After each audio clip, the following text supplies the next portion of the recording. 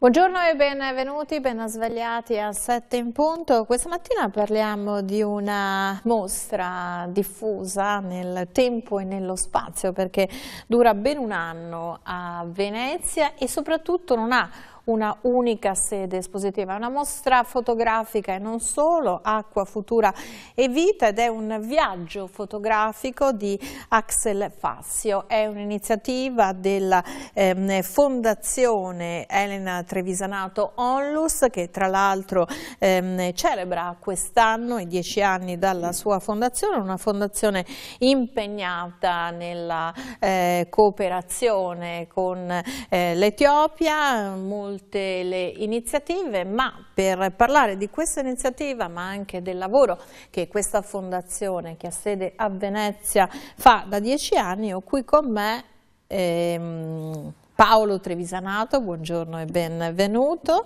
consigliere della Fondazione, e anche Marco Liutprandi, direttore artistico di questa iniziativa Acqua, Futuro, Vita, ma anche parte attiva di questa fondazione. Buongiorno e benvenuti. Allora, iniziamo da lei. Vuole ricordare che cos'è la Fondazione Elena Trevisanato e che cosa fa? La fondazione nasce per caso. 10-12 anni fa perdiamo una sorella e la mia famiglia perde una ragazza e questa ragazza, che si chiamava Elena, stava studiando cooperazione allo sviluppo a Milano. E in qualche modo abbiamo provato a dare un senso a questa perdita, immaginando che lei avrebbe potuto lavorare in quell'ambito, e quindi ci siamo chiesti se non avesse senso provare a costituire una fondazione che portasse avanti quello che avrebbe potuto essere il progetto di Elena. Non lo sappiamo perché evidentemente Elena aveva 20 anni e quindi non sappiamo quale sarebbe stata la sua strada, però idealmente abbiamo pensato questo. E quindi con la famiglia abbiamo deciso di costituire questa fondazione, e con l'aiuto di amici e tanti conoscenti che ci hanno un po' seguito in questi anni abbiamo realizzato tanto che non ci saremmo mai aspettati di realizzare. Siamo finiti un po' per caso in Etiopia, perché anche lì non è che avessimo scelto di andare in Etiopia, ma L'Etiopia che ha scelto voi? È l'Etiopia che ha scelto noi, le situazioni. Amici nostri comuni con quelli di Elena erano lì in Etiopia, per cui ci hanno detto: guardate che in questo paese c'è bisogno tanto di una mano. Siamo andati a vedere e poi siamo stati catturati da quel paese. Noi lavoriamo in particolare in una regione che ha grandissime difficoltà, perché è un territorio somalo, al confine con la Somalia, quindi non sono nemmeno di etnia etiope, ma sono proprio somali, e una terra molto dura, e quindi ci siamo un po' innamorati di questa terra, di questo popolo che in qualche modo dopo tanti anni che lavoriamo con loro ci riconosce tanto, e siamo riusciti a fare qualcosa che non ci saremmo mai aspettati di poter realizzare quando siamo partiti con questa avventura. È importante, quando ci si occupa di cooperazione, focalizzare gli intenti in un'area specifica e in progetti specifici, piuttosto che muoversi un po' a spot. Cioè, voi operate solo in Etiopia, oppure dall'Etiopia ci possono essere agganci in altri paesi dell'Africa, ma magari altri continenti? È proprio per capire come si opera, no, in questo ambito, in un momento in cui le Onlus sono anche un po' nel mirino, perché sempre di più le persone si chiedono: ma un tempo se lo chiedevano sui contributi, oggi se lo chiedono anche sull'impostazione forse delle Onlus. Non so se anche lei ha questa percezione. Allora, sono due temi. Il primo tema, Etiopia, altri posti, sì, ci abbiamo pensato.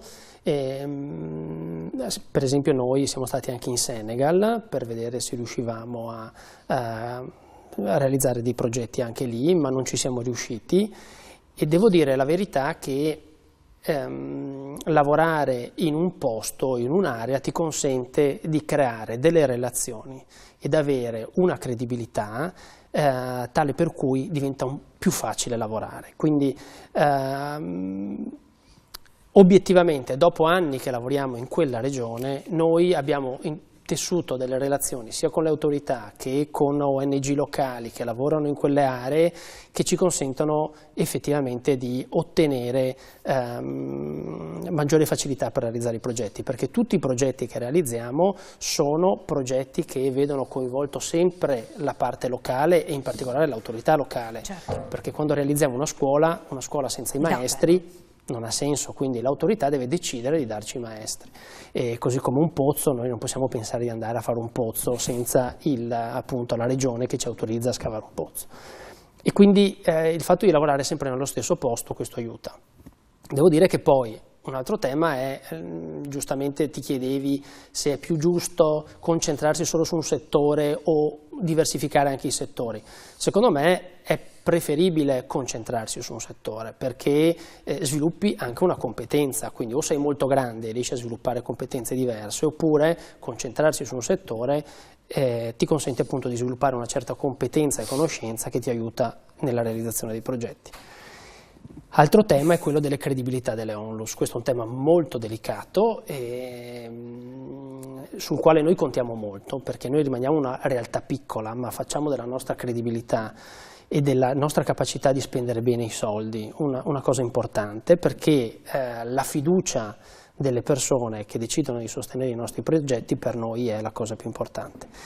E su questo obiettivamente noi lavoriamo tanto, cerchiamo di rendicontare tanto, di raccontare tanto come spendiamo le risorse ed è un tema delicato, quindi sul quale in realtà tutti coloro che donano dovrebbero spendere del tempo, cioè non farsi influenzare dalla comunicazione, dalla pubblicità, ma dovrebbero dedicare del tempo a capire meglio come vengono impiegate quelle risorse.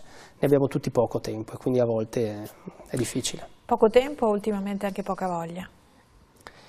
Può essere, devo dire che la comunicazione che oggi c'è anche appunto in vicende diciamo di questi giorni recenti non aiutano certamente le ONLUS a realizzare dei progetti. Poca voglia, secondo me non è vero, le persone sono generose. Quindi è forse anche una distorsione determinata non solo della comunicazione, magari perché qualche ONLUS ha avuto un atteggiamento distorto e quindi poi alla fine magari prevale una idea superficiale che non va a approfondire, no? Caso Come per caso. sempre in tutti i settori ci sono le mele marce. Le mele marce rendono difficile la vita a tutti quanti, perché dopo si parla molto più della mela marcia di tutto il buono che invece c'è.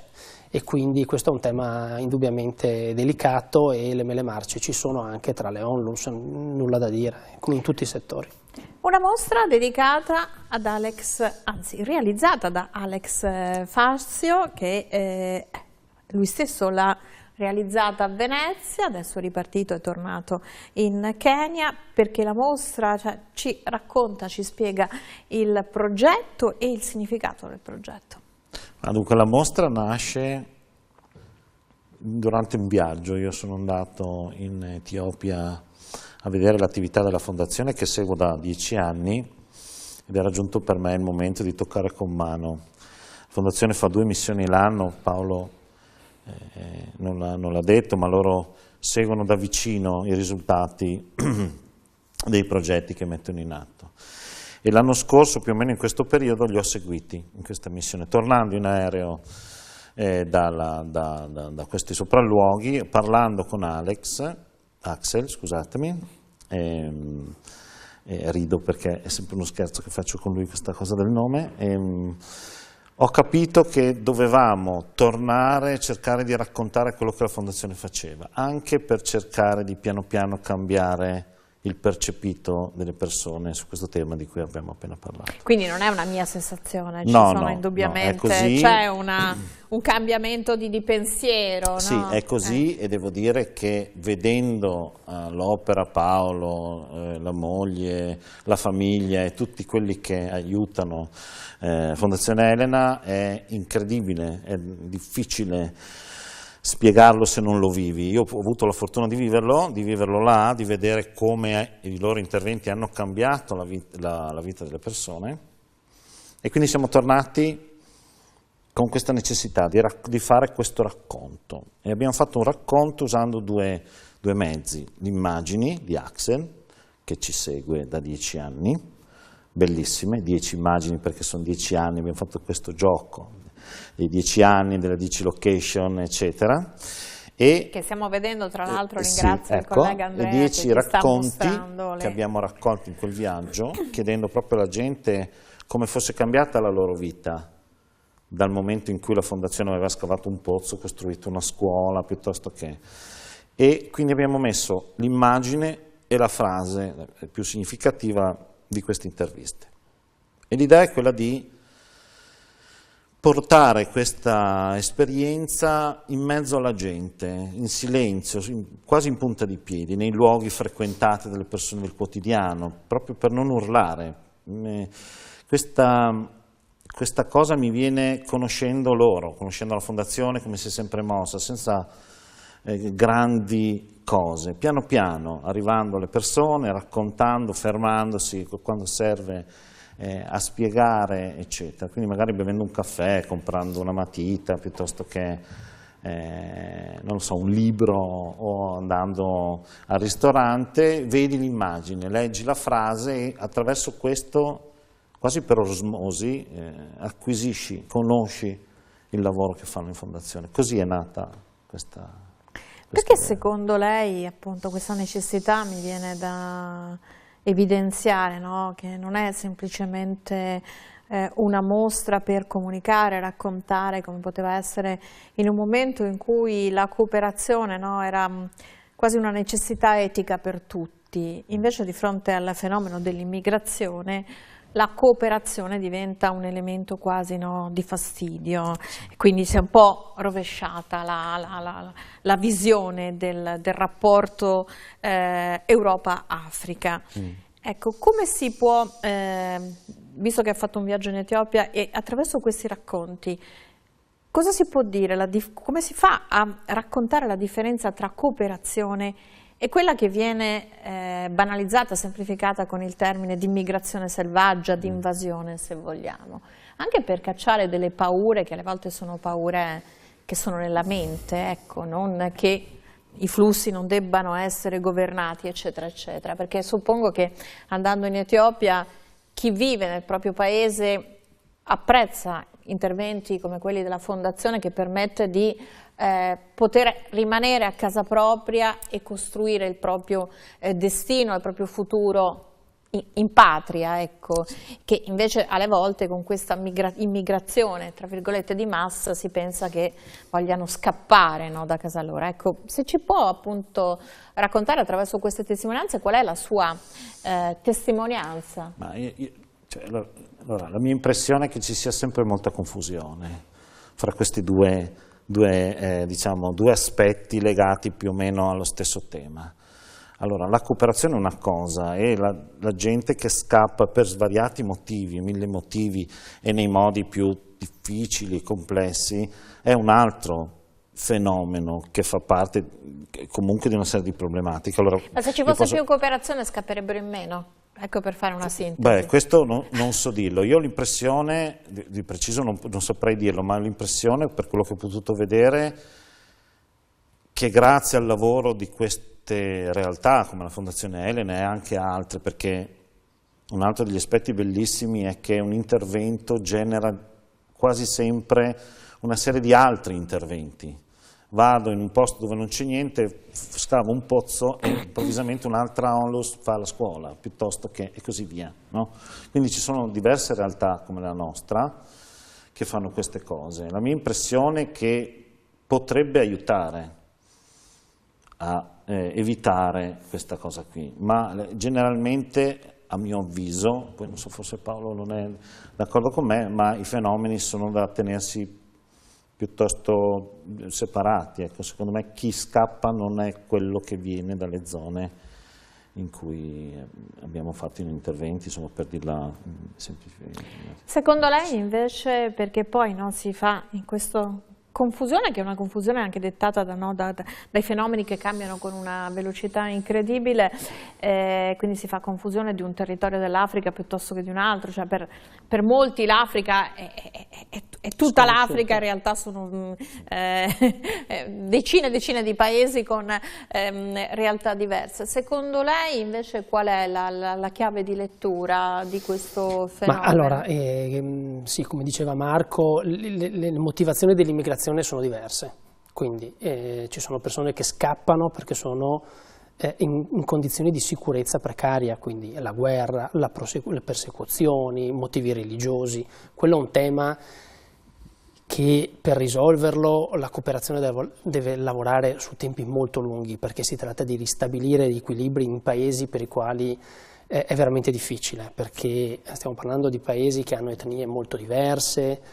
abitudini e culture molto diverse. Sto parlando banalmente di un paese, cioè l'Etiopia al suo interno ha tribù, etnie, clan diverse, per cui trovare equilibrio è molto difficile. Che la Libia, no? È un esempio. È uguale.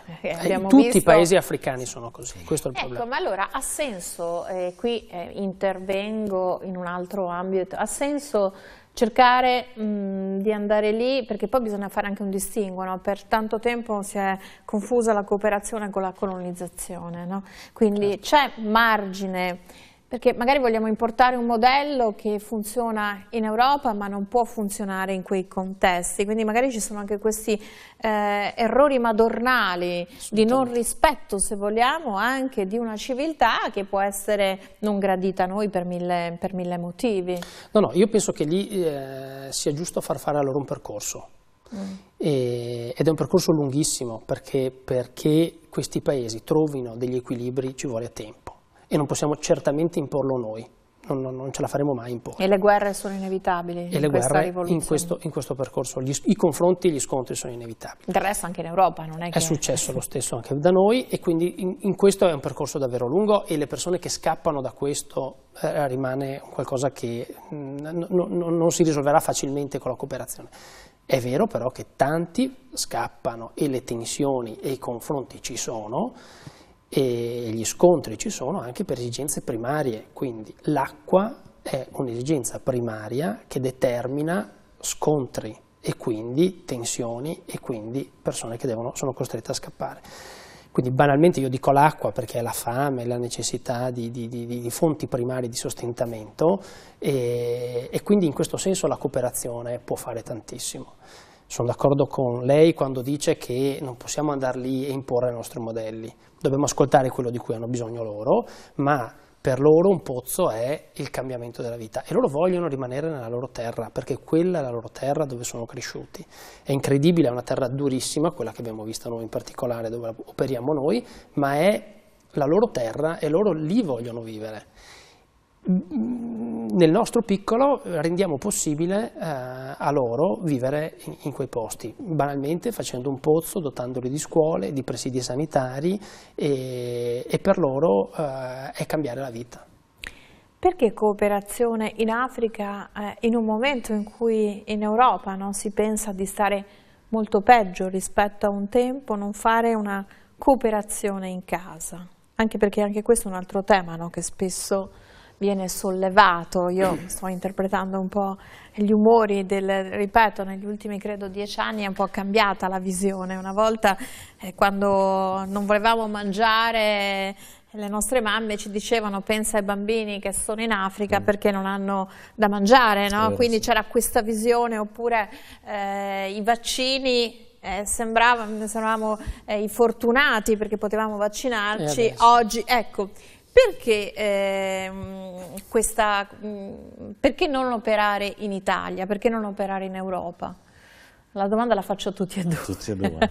In realtà la Fondazione lavora anche in Italia e assiste alle persone in difficoltà, madri in difficoltà. Adesso io non ricordo con precisione tutti i centri, ma ci occupiamo anche di integrazione dei bambini sinti, per esempio.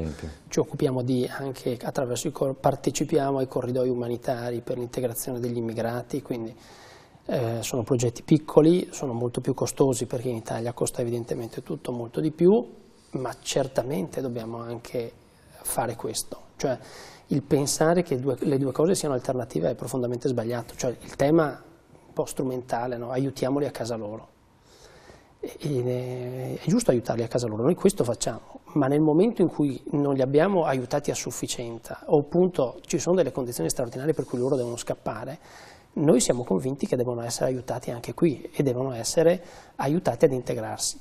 Queste non sono persone cattive, sono persone normali, sono persone come tutti noi, ci sono i cattivi e i buoni. Certo che nel momento in cui queste persone arrivano qui e non vengono aiutate ad integrarsi e messe in condizioni di poter solo che delinquere per sopravvivere, diventano poi gli uomini neri. Ecco, questo è il problema. Perché non aiutare gli italiani?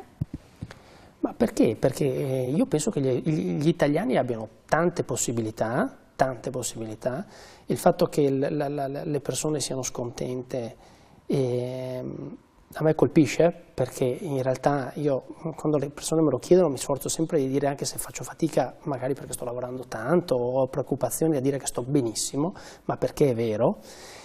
E noi non ci rendiamo conto di quanto fortunati siamo e di quante cose abbiamo. E io sono sempre molto colpito quando vado in quei paesi, perché in quei paesi con niente, e quando dico niente, i bambini hanno dei sorrisi che noi qui non ce li immaginiamo nemmeno. E quindi io non dico che non debbano essere aiutati gli italiani, che non si debbano fare tutti i sistemi di protezione e di aiuto, ma questo una cosa non esclude l'altra. Cioè noi dobbiamo aiutare anche gli immigrati, siamo stati immigrati come anche noi, abbiamo avuto le nostre difficoltà e secondo me poi gli immigrati sono una risorsa, sono qualcosa che ci può dare, cioè le differenze non sono qualcosa che ci debba preoccupare. Certo, ci sono delle culture da preservare, non dobbiamo far trasformare la nostra cultura. Non dobbiamo essere a nostra volta colonizzati per paura. Però dobbiamo invece integrare queste persone e l'integrazione ci consente in realtà questo, cioè proprio il fatto di non perdere la nostra identità. Una mostra che dura un anno, silente, discreta, con video, foto, nei luoghi della frequentazione quotidiana di noi italiani, mettiamoci tra virgolette, vuole essere proprio un dialogo senza essere l'imposizione di un dialogo diretto, e per questo avete scelto tanti spazi, avete scelto una durata così lunga. E quanto poi la location di Venezia, che comunque resta una delle città dove esistono flussi di varie nazionalità, insomma una città davvero dove c'è un'integrazione, volente o nolente, se non per la presenza di tutto il mondo, ha questo significato?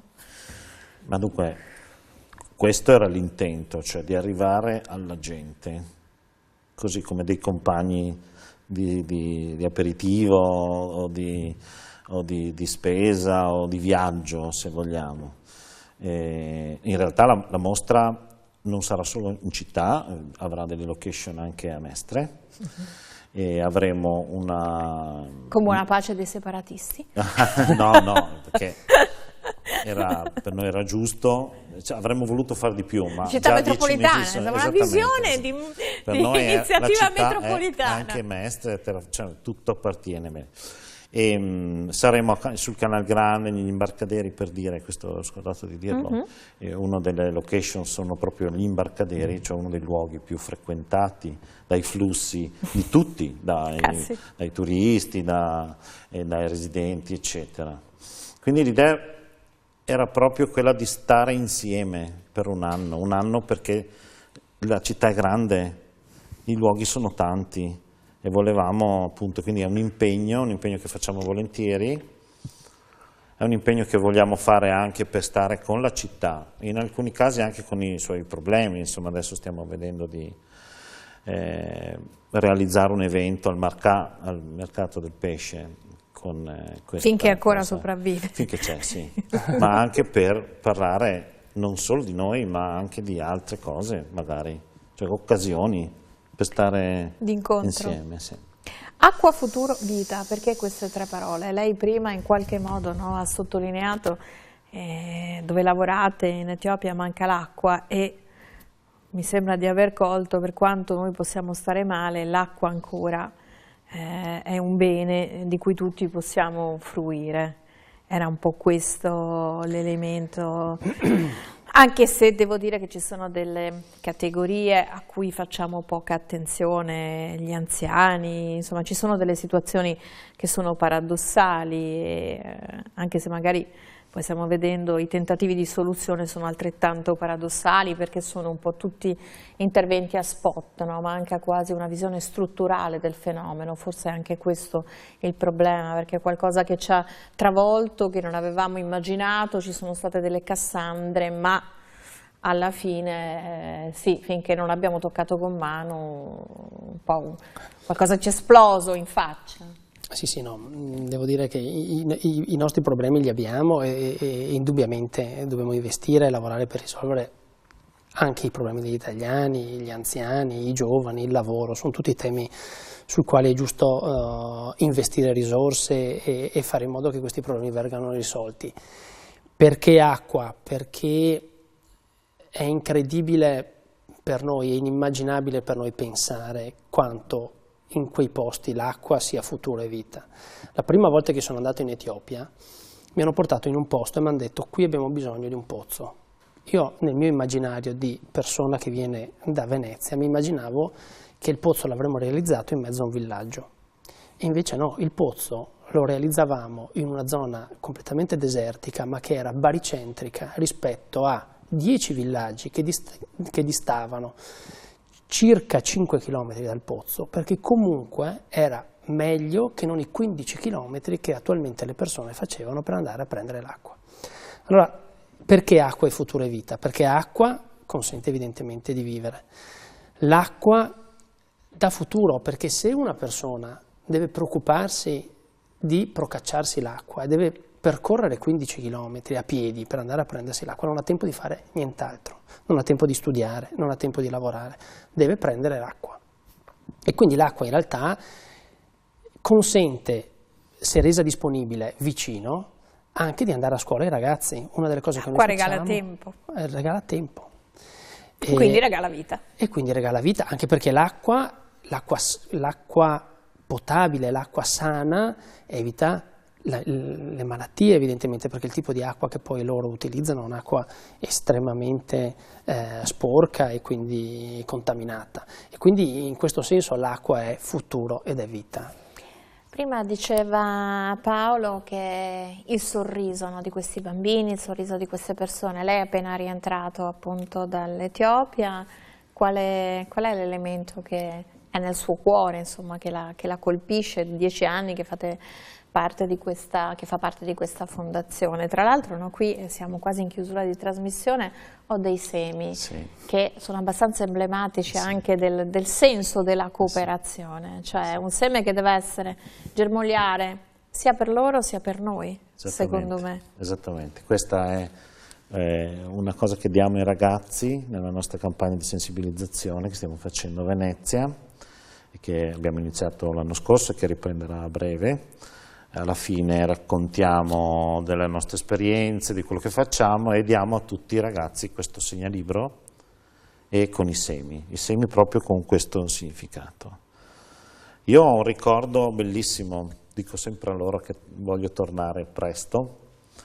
I bambini sono forse l'elemento che emerge di più. La cosa che mi ricordo di più è che loro riescono con semplicità, con poche cose, ad essere contenti. È cosa noi forse che abbiamo dimenticato. Ma che possiamo sempre recuperare. Certamente.